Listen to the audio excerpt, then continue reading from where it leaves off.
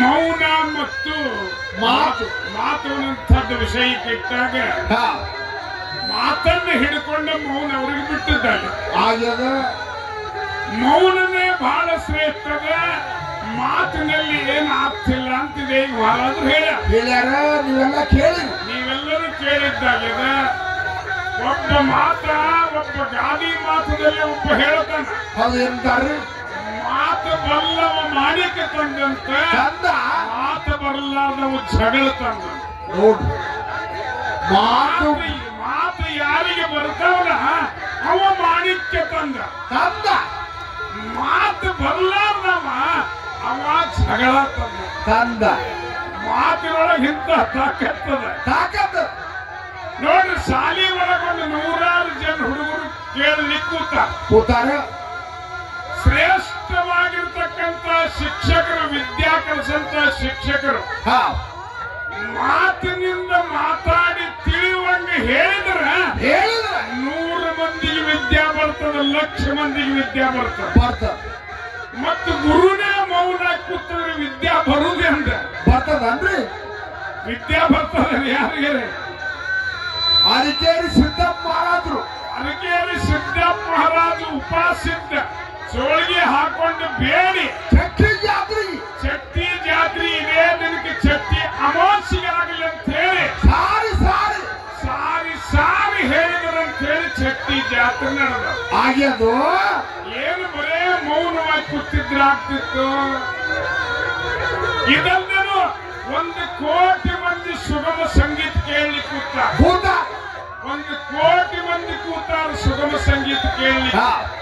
ಆ ಸುಗಮ ಸಂಗೀತ ಕೇಳಿ ಕೋಟಿ ಮಂದಿ ಆನಂದ ಆಗ್ತಾರೆ, ಆನಂದ ಪಡ್ತಾರೆ. ಮತ್ತು ಕೋಟಿ ಮಂದಿನ ಸಮಾಧಾನ ಮಾಡುವಂತ ವಿದ್ಯಾ ಮಾತಿನಿಂದ ಆಗಲಿಕ್ಕಂದ್ರೆ ಕೋಟಿ ಮಂದಿ ಆ ಗಾಯನವ್ರು ಕೇಳಿ ಸಿಗುತ್ತೇನ? ಮೌನ ಆಗಿದ್ರ ಬರೇ ಮೌನಾಗಿ ಸುಮ್ಮ ಕೂತಿದ್ರೆ ಸಿಗುತ್ತದೇನವ್ರಿಗೆ? ಇಲ್ಲ. ಇವತ್ತು ಮಾಸ್ತರ್ ಒಬ್ಬ ಗುರು ಸ್ಥಾನದಾಗ ಕೂತಾರ. ಎಲ್ಲಿ? ಪೀಠಕಾದ ಮೇಲೆ ಕೂತಾರ. ಅವ ಸುಮ್ಮ ಬಂದು ಕೂತ ಅಂದ್ರೆ ಇವರಿಗೆಲ್ಲ ಪ್ರವಚನ ತಿಳಿತದೇನು? ಇಲ್ಲ, ತಿಳಿಲಿಕ್ಕೆ ಸಾಧ್ಯ ಇಲ್ಲ. ಅವ ತನ್ನ ವಿದ್ಯಾ ಅಲ್ಲಿ ಸಮರ್ಪಣೆ ಮಾಡಿದರೆ ಮಾತ್ರ ಕೋಟಿ ಮಂದಿಗೆ ವಿದ್ಯಾದ ಅರ್ಥ ಆಗ್ತದೆ. ಇಲ್ಲವೇ ಆಗುವುದೇ ಇಲ್ಲ. ಇದು ಮಾತಿನ ಚಮತ್ಕಾರದ. ಅರಕೇರಿ ಸಿದ್ದಪ್ಪ ಮಹಾರಾಜರು ಆಗಿ ಹೋದ್ರು. ಮಂದ್ರೂಪ ಗ್ರಾಮದಲ್ಲಿ ಜನ್ಮ ಎತ್ತಿ ಯಾರು ಬಂದ್ರು? ಮಂದ್ರೂಪ ಮಗಗೊಂಡ ಮಹಾರಾಜ ಜನ್ಮ ಎತ್ತಿ ಬಂದ್ರು. ಅರಕೇರಿ ಗುಡ್ಡಗಳು ಯಾರಿಗೆ ನೀರು ಸಿಗ್ತಿದ್ದಿಲ್ಲ, ಹಣ್ಣಿದ್ದಿದ್ದು ಸಿಗ್ತಿದ್ದಿಲ್ಲ. ಅರಕೇರಿ ಸಿದ್ದಪ್ಪ ಮಹಾರಾಜರ ಜಾತ್ರೆ ಆಗ್ಯದು. ಆದ್ರೆ ಮಂದ್ರೂಪ ಮಹಾರಾಜರು ಕನ್ನಡಿ ಮಾಡಿಟ್ರು. ಮಂದ್ರೂಪ ಮಹಾರಾಜರ ಮಠವನ್ನು ಕಟ್ಟಿ ಸಾವಿರ ಮೇಳಗಳನ್ನು ತಯಾರು ಮಾಡಿದ್ರು. ಹಾಡಿ ಮಾತು ಹೇಳಿ ಸಾವಿರ ಮೇಳಗಳನ್ನು ತಯಾರು ಮಾಡಿದ್ರು. ಅದೇ ಮಹಾರಾಜರು ಮೌನವಾಗಿ ಸುಮ್ಮ ಕೂತಿದ್ರೆ 1000 ಮಂದಿಗೆ ವಿದ್ಯಾ ಸಿಗುತ್ತೇನು? ಮ್ಯಾಳ ಆಗ್ತಿತ್ತು ಜಗತ್ತಿನೊಳಗೆ ಮ್ಯಾಳ ಆಗ್ತಿತ್ತು ಏನು? ಬರೇ ಮೌನಪ್ಪ. ಅಮರೇಶ್ವರ ಮಹಾರಾಜರಿಗೆ ಉಪದೇಶ ಮೊದಲುಗೊಂಡ ಮಂದ್ರೂಪ ಮಹಾರಾಜರು ಮೌನವಾಗಿ ಕೂತು ಕೊಟ್ಟಾರೋ ಏನ್ ಅಂತ ಮಂತ್ರ ಬಾಯಿಂದ ಉಪದೇಶ ಕೊಟ್ಟಾರೋ? ಮಂದ್ರೂಪ ಮದಗೊಂಡ ಮಹಾರಾಜರು ಅಮರೇಶ್ವರ ಮಹಾರಾಜಿಗೆ ಉಪದೇಶ ಮಾಡುವ ಹೊತ್ತಿನಲ್ಲಿ ಬಾಯಿಲಿಂದ ಉಚ್ಚಾರ ಮಾಡಿಕೊಟ್ಟಾರೋ, ಮೌನವಾಗಿ ಬರೀ ಹಸ್ತ ಇಟ್ಟಾರೋ? ಇದನ್ನ ಅಮರೇಶ್ವರ ಮಹಾರಾಜರು ಮಂಗಳಾರ್ಥ ಆಗುದ್ರೊಳಗೆ ಹೇಳಬೇಕು. ಇದನ್ನ ಅಮರೇಶ್ವರ ಮಹಾರಾಜರು ಮಂಗಳಾರ್ಥ ಆಗುದ್ರಾಗ ಸತ್ಯ ಹೇಳ್ತಾರೆ. ಆದ್ರೆ ಬಾಯಿಲೆ ಉಚ್ಚಾರ ಆಗಲಾದ್ರೆ ಮೌನ ಇದ್ದಂದ್ರೆ ಏನೂ ಯಾರಿಗೆ ತಿಳಿಯುವುದಿಲ್ಲ. ದುಡುಕಿಗೆ ಫಲ, ದುಡುಕಿಗೆ ನಮಗೆ ಅರ್ಥ ಆಗುವುದು ಏನಂದ್ರೆ ಮಾತಿನಿಂದಲೇ ಜಗತ್ತಿಗೆ ಎದಲಿಕ್ಕೆ ಬರ್ತದೆ. ಮಾತಿಗೆ ಜಗತ್ತಿಗೆ ಎದಲಿಕ್ಕೆ ಬರುವುದಿಲ್ಲ. ಕೈಲಾಸದಲ್ಲಿ ಇದೇ ಹೇಳಿದ್ರೆ ಮತ್ತೊಂದು ಮಾತ 45 ಮಿನಿಟ್ ಮಾತಾಡ್ಯಾರ ಯಾರು? ಸಿದ್ದೇಶ್ವರ ಮಹಾಸ್ವಾಮಿಗಳು. ಅದನ್ನ 1,00,000 ಮಂದಿ ಕೇಳ್ಯಾರ, ಮೌನವಾಗಿ ಕೂತು ಕೇಳ್ಯಾರ. ಆದ್ರೆ ಮಾತನಾಡಲಾರ್ದೆ ಕೇಳ್ಯಾರೋ, ಮಾತಾಡಿದ ಕೇಳ್ಯಾರೋ? ಮಾತು ಹೇಳುವಾಗ ಮೌನ ಕೂತಾರೋ? ಏನು ಮೌನ ಕೂತವ್ರ ಮುಂದೆ ಮಾತು ಹೇಳ್ಯಾರೋ? ಮೌನ ಕೂಡ್ಲಿ ಅವರು ಮಾತು ಹೇಳಿದ ಮೇಲೆ ಅವ್ರು ತಿಳಿದ್ರು. ಏನು ಮಾವನ ಬರೇ ಮೌನ ಕೂತ ತಿಳಿದಿತ್ತು? ಇಲ್ಲ, ಮೊದಲು ಮಾತು ಬಹಳ ಮುಖ್ಯದ. ಮಾತಂದ್ರೆ ಬೇರಿದ್ದಂಗ, ಮೌನ ಅಂದ್ರೆ ಟೊಂಗಿಗಳಿದ್ದಂಗ. ಮಾತ ಗಿಡದ ಬೇರಿದ್ದಂಗ, ಕುಕ್ಕ ಬೇರೆ. ಆ ಬೇರಿದ್ದಂಗ ಇವೆಲ್ಲ ನಿಮ್ಮ ಮೌನವಾಗಿರುವ ಏನು ಋಷಿಮುನಿಗಳಿದ್ದಾರ ಅದರ ಟೊಂಗಿಗಳಿದ್ದಂಗ. ಅದಕ್ಕೆ ನಾವು ಸರ್ವಜ್ಞ ಕವಿ ಏನಂದ? ನುಡಿಯಲ್ಲಿ ಹಚ್ಚತ್ತು ನಡಿಯಲ್ಲಿ ತಪ್ಪಿದೆ ಹಿಡಿದಿದ್ದ ಧರ್ಮ ಹೆಡೆಮರಳಿ ಕಚ್ಚಿತ್ತು ಹೆಡೆನಾಗ ನೋಡ ಸರ್ವಜ್ಞ. ಮಾತನಾಡುವುದರಲ್ಲಿ ಸರಳವಾಗಿ ಮಾತನಾಡಿ ನಡೆಯುವುದರಲ್ಲಿ ತಪ್ಪಿದೀವಂದ್ರೆ ಅದೇ ಧರ್ಮ ನಮ್ಮನ್ನ ಹಾವಾಗಿ ಕಚ್ಚಲಾರದೆ ಬಿಡುವುದಿಲ್ಲ. ಯಾಕ ಮಾತಿನಾಗ ಅಂತ ತಾಕತ್ತದ. ಮಾತು ನಂಗೆ ನಡೆದ್ರೆ ಮಾತ್ರ ಜಗತ್ತಿನೊಳಗೆ ಕಿಮ್ಮತ್ತದ. ಬರೇ ಮೌನವಾಗಿ ನೀವು ಕೂತ್ರಿ ನಾವು ಕೂತು ಅಂದ್ರೆ ತಿಳಿತದೆ ಏನೇನ್ರಿ? ಕಾಲು ಹೋಗಿದ್ದಾರೆ ಮೌನ ಇದ್ರೆ ಏನು ತಿಳಿದಿಲ್ಲ. ಹೌದಿಲ್ರಿ? ಎಷ್ಟೇ ಗೆದ್ದಾದ್ರೂ ಸಹಿತ ನಾವು ಹೇಳುವುದು ಹೇಳೇ ಬಿಡೋರಿದ್ದೀವಿ. ಅದ್ರಾಗೇನು ಬೇರೆ ಇಲ್ಲ. ಅವರು ಒಂದು 10 ಮೈಕ್ ಹಚ್ಚಿ ಮಾತಾಡುತ್ತಾರ, ನಾವು ಒಂದು 10 ಮೈಕ್ ಹಚ್ಚಿ ಮಾತಾಡೋದೇ. ಕೈಲಾಸದಲ್ಲಿ ಗುರು ಶಿಷ್ಯರು ಮಾತಾಡಿದ್ರು ನೋಡಿ. ಕೈಲಾಸದಲ್ಲಿ ಯಾರು? ಸೋಮಲಿಂಗ ಅಮೋಘ ಸಿದ್ಧ ಮಾತಾಡಿದರು. ಹಗಲು 12 ವರ್ಷ 12 ವರ್ಷ ಅಮೋಘ ಸಿದ್ಧ ಸೇವಾ ಮಾಡ್ತಿದ್ದ. ಹುಡುಗವ್ರಿ ಸೋಮಲಿಂಗನ ಸೇವೆಯನ್ನು ಮಾಡಿದ್ದ. ಸೋಮಲಿಂಗನ ಸೇವಾ ಮಾಡಿದ್ದ. ಇಬ್ರು ಮಾತಾಡಿದ್ರು. ಹೌದೇನಂತಾರ? ನಾವ್ ಇನ್ನು ಮ್ಯಾಲೆ ಭೂಲೋಕಕ್ಕೆ ಹೋಗುನಂತ ಮಾತಾಡಿದ್ರು. ಹೌದು. ಯಾಕ್ರಿ? ಯಾಕಂದ್ರೆ ಮಾನವನ ಉದ್ಧಾರ ಮಾಡಿದ್ರು. ಮಾತಾಡಿ ಭೂಲೋಕಕ್ಕೆ ಕೇಳಿದ್ರು. ಇಳಿಯುವಾಗ ಹೇಳಿದ ಸೋಮಲಿಂಗ ಗುರು ಹೇಳಿದ ಅಮೋಘ ಸಿದ್ಧ ನೀ ಹೊಳ್ಳಿ ನೋಡಬೇಡ ಅಂತ ಹೇಳಿದ್ದ. ಹೇಳಿದ್ರು ಸಹಿತ ಅಮೋಘ ಸಿದ್ಧ ಕೇಳಿಲ್ಲ. ಮಕನಾಪುರಕ್ಕೆ ಬಂದು ಹೊಳ್ಳಿ ನೋಡಿದ. ಮಕನಾಪುರದಾಗ ಸೋಮಲಿಂಗ ಗುರು ಉಳಿದ. ಅರಕೇರಿ ಅಮೋಘ ಸಿದ್ಧ ನೆನೆಸಿಕೊಂಡ. ಇದು ಮಾತಾಡಿದ್ದಕ್ಕೆ ಹಿಂಗಾತು. ಏನು ಸುಮ್ಮಿದ್ರೆ ಹಿಂಗಾಗ್ತಿತ್ತು? ಮಾತಿನಲ್ಲಿ ಅಂತ ತಾಕತ್ತ. ಹೊಳ್ಳಿ ನೋಡಬೇಡಂತ ಗುರು ಮೊದಲು ಹೇಳ್ಯಾದ. ಮಾತು ಹೇಳಿದ್ರು ಸಹಿತ ಅಮೋಘ ಸಿದ್ಧ ಕೇಳಿಲ್ಲ. ಗುರುವಿನ ಹೊಳ್ಳಿ ನೋಡ್ಯ. ಮಾಯಿ ಮಕನಾಪುರದಲ್ಲಿ ಗುರುದೇವ ಉಳಿದ. ಅಲ್ಲಿ ಮಕನಾಪುರದಾಗ ಸೋಮಲಿಂಗ ಉಳಿದ. ಅರಕೇರಿಯಾಗ ಅಮೋಘ ಸಿದ್ಧ ಮೊದಲು ನೆನದ. ಒಂದು ಅರಕೇರಿ ಒಳಗೆ ಪವಾಡ ಬೆಳಿಬೇಕಾದ್ರೆ ಗುರುವಿಗೆ ಬಂದಿದ್ದು ಮಾತದ. ಅದಕ್ಕೆ ಮಾತಿನಿಂದಲೇ ಜಗತ್ತು ನಡೆದದ. ಮಾತು ಹೇಳಿಕೆ ಏನು ಜಗತ್ತು ನಡೆಯಲಿಲ್ಲ. ಇಲ್ಲೆಲ್ಲರೂ ತಮ್ಮ ಸೇವಾ ಮಾಡ್ಲಿಕ್ಕೆ ಹತ್ಯ. ಕೆಲವು ಮಂದಿ ಕೇಳ್ಕೊತ ಕೂತೀರಿ. ಈ ಗುಡ್ಡದಾಗ ಏನು ಯಾರು ಮಾತಾಡಂಗೇನು ಮೌನದ್ರ ಜಗ ಇದೇನು ಬರೋ ಜಾತ್ರೆ ಅಂತಾರೆ. ಆಗಲೇ ಹೇಳ್ಯಾರ ಜಾತ್ರೆ ಹೋಗು. ಅದು ಹೇಳಿ ಅವರು ಜಾತ್ರೆ ಹೇಳಿ. ಆದ್ರೆ ಮೌನ ಎಲ್ಲಾರು ಕೂತ್ರ ಜಾತ್ರೆ ಅಂತಾರೆ. ಇದಕ್ಕೆ ಇಲ್ಲ, ಎಲ್ಲಾರು ತಮ್ಮ ಕಲೆಯನ್ನ ಇಲ್ಲಿ ಸಮರ್ಪಣೆ ಮಾಡಿದ ಜಾತ್ರೆ ಅಂತ. ಇಲ್ಲಂದ್ರೆ ಜಾತ್ರೆ ಅನ್ನೋದಿಲ್ಲ. ವಿದ್ಯಾ ಎಲ್ಲರಿಗೂ ತಿಳಿಬೇಕಾದ್ರೆ ಎಲ್ಲರೂ ಸೇವಾ ಮಾಡ್ಬೇಕಾದ್ರೆ ಮೌನ ಆಗೋ ಸಮಯ ಅದು ಬೇರೆ. ಮೌನ ಆಗೋ ಸಮಯ ಅಂದ್ರೆ ಮುನಿಗಳ ಮೌನವಾಗಿರ್ತಾರೆ.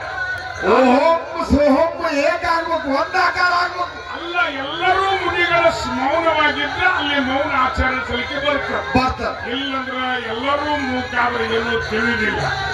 ಅದಕ್ಕೆ ಜಾತ್ರೆ ಅದ. ಹೀಗೆಲ್ಲ ಜಾತ್ರೆಯಲ್ಲಿ ನಡೆಯುವುದ. ಯಾರಿಗೆ ಎಷ್ಟೆಷ್ಟು ತಿಳಿತಾರೆ ಅವ್ರ ಕಿವಿಗೆ ಬಿದ್ದಷ್ಟು ತಿಳಿತಾರೆ. ಅಮೋಘ ಸಿದ್ಧ ಗುರುವಿನಲ್ಲಿ ಬೇಡಿದ ವರವು ಎಂತಾದ್ರಿ? ಅಮೋಘ ಸಿದ್ಧ ಏನು ಬೇಡಿದ? ಬಡವಗೆ ಭಾಗ್ಯ ಬಂಜಿಗೆ ತೊಟ್ಟಲ್ಲ, ಮಳಿ ಕೀಲಿ ಬೆಳಿ ಕೀಲಿ ಹೋಮದ ಕಂಬಳ ನೇಮದ ಇವೆಲ್ಲಾನು ಬೇಡ. ಇದು ಮಾತು ಏನಿದು? ಮಳಿ ಕೀಲಿ ಬೆಳಿ ಕೀಲಿ ಬಂಜಿಗೆ ತೊಟ್ಟಲ್ಲ, ಬಡವಗೆ ಭಾಗ್ಯ ಹೋಮದ ಕಂಬಳಿ ನೇಮದ ಬೆತ್ತವನ್ನು ಬೇಡ ಅನ್ನೋ ಅಥವಾ ಇಲ್ಲ? ಇದೇನು ಮಾತಿನಿಂದ ಕೇಳಿದ್ವು. ಮೌನಾಗಿ ಸುಮ್ಮ ಕೂತಿದ್ದವ. ಅಂಬರೇಶ್ವರ ಮಹಾರಾಜರು ಬಹಳ ಚಲೋ ವಿಷಯ ಇಟ್ಟಾರೆ ಇವತ್ತು. ಅವ್ರು ಬಹಳ ಒಳ್ಳೆಯ ವಿಷಯ ಕೇಳಾರೋ. ಏನು ಮೌನ ಇದ್ದಾರೋ? ಅಮೋಘ ಸಿದ್ಧಿಯನ್ನು ಮಾತಿನಿಂದ ಕೇಳಿದ್ರು ಇಲ್ಲ ಏನು ಅವನಾಗಿ ಇಬ್ರು ಕೂತಿದ್ರು. ಇಷ್ಟೇ ಒಂದು ಮಾತಿನ ವಿಷಯ. ಇದು ಜಗಳ ಅಲ್ಲ, ಸಂವಾದ. ಜಗಳಂತೆ ಯಾರಂತಾರೆ ಅವ್ರ ಹೊಲ ನಾವು ಕಸ್ಕೊಂಡಿಲ್ಲ, ನಮ್ಮ ಹೊಲ ಅವ್ರು ಕಸ್ಕೊಂಡಿಲ್ಲ. ವಿಷಯ ಚರ್ಚೆ.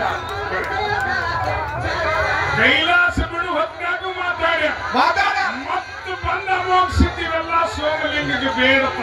ಇದು ಅಮೋಘಸಿದ್ದ ಆಯ್ತು. ಮಾತು ಬೇಡಿದ್ದತಿರೋ ಏನು ಕೊಟ್ಟಿದ್ದತಿರೋ. ಮಂಗಳವೇಡಿದ್ದ ಅದಕ್ಕೆ ಹುಲಜಂತಿ ಗ್ರಾಮಕ್ಕೆ ಯಾವ ರೀತಿ ಮುಂಡಾಸ ಆಯ್ತು?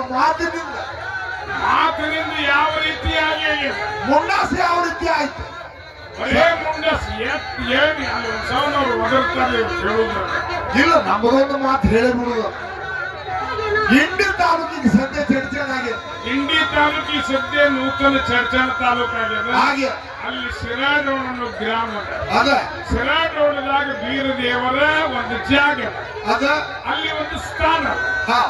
ಆ ಸಿರಾಡೋಣ ಗ್ರಾಮದಲ್ಲಿ ಬೀರದೇವರ ಸೇವಾ ಮಾಳಿಂಗರಾಯ ಮಾಡ್ತಿದ್ದ.